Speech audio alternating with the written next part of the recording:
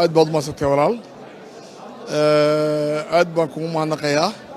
waxaa kaloo u mahadnaqayaa telefishinka qaranka jamhuuriyadda walaalaha nahay ee Soomaaliya saakan farxad gaar ayay noo tahay inaan joogno Laascaanood si aan uga qayb galno calaamasaarka madaxweynaha dowlad goboleedka waqooyi bari runtii Cabdiqaadir Axmed Aw Cali waa farxad guul kale u soo weeytay dowladda Soomaaliya walaalaha nahay annagu haddaan reer Djibouti nahay kol haddii walaalihii Soomaaliyeed ay faraxsan yihiin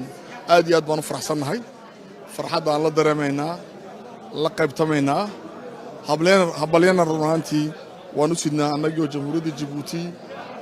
oo uu hogaaminayo hormood ka yahay madaxweynaha jamhuuriyadda Djibouti matalaya walaalayaal marka insha Allah taala waxaan rajaynayaa xafladan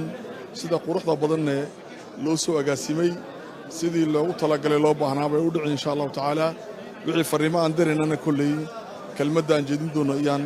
ku dari doonaa aad baad maasantay wasiir waa markii kugu horeysay aad timaado magaalada Laascaanood ee xarunta dowlad goboleedka waqooyi bari Soomaaliya maxay kaaga dhigan tahay in dowladda Soomaaliyeed oo dhan ay maanta ku sugan tahay qayb kamid ah gobolada waqooyi ama waqooyi bari Soomaaliya waa wax wanaagsan runtii waan aragnay walaal in dowladda Soomaaliya oo dhan maanta halkan ay joogto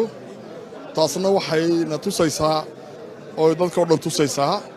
ahmiyadda gaarka ay la siinayo xafladan iyada iyo runtii inay calaamad u tahay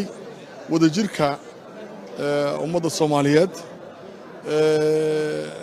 waxaan rajaynayaa insha Allah taala inay noqotana mid khayr badan u xambaarsan ummadda Soomaaliyeed